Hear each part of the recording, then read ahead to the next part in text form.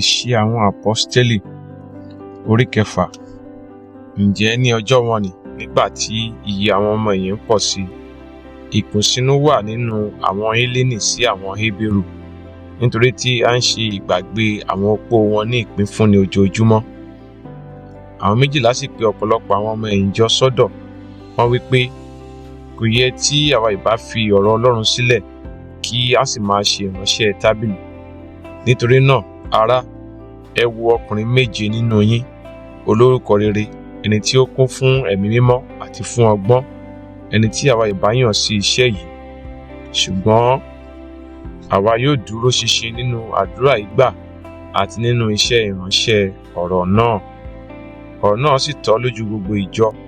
Wọ́n sì yan Stefanu, ọkùnrin tí ó kún fún ìgbàgbọ́ àti fún ẹ̀mí mímọ́, àti Fílípì, àti Prókórù, àti Níkánórù, àti Tímónì, àti Pámẹ́nà, àti Níkólà, aláwọ̀ṣe Júù ará Áńtíókù, ẹni tí wọ́n mú dúró níwájú àwọn Àpọ́stélì.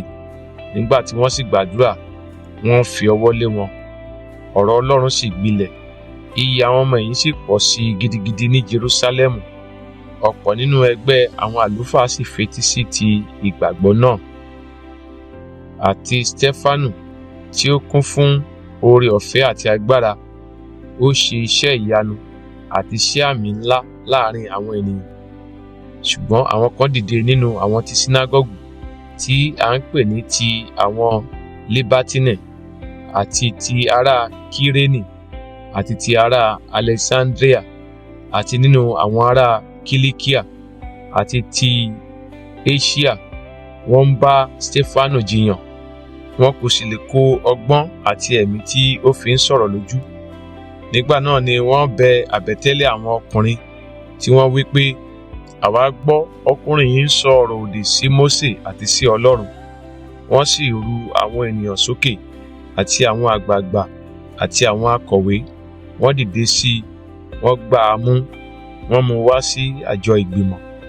Wọ́n sì mú àwọn ẹlẹ́rìí èké wá, tí wọ́n wí pé, ọkùnrin yìí kò sinmi láti sọ ọ̀rọ̀ òdì sí ibi mímọ́ yìí àti sí òfin, nítorí àwa gbọ́ ó wí pé, Jésù ti Násárẹ́tì yìí yóò fọ́ ibí yìí, yóò sì pa ìṣe tí Mósè fi fún wa dà. Àti gbogbo àwọn tí ó sì jókòó ní àjọ ìgbìmọ̀ tẹjúmọ́, wọ́n ń wo ojú rẹ̀ bí ẹni pé ojú áńgẹ́lì.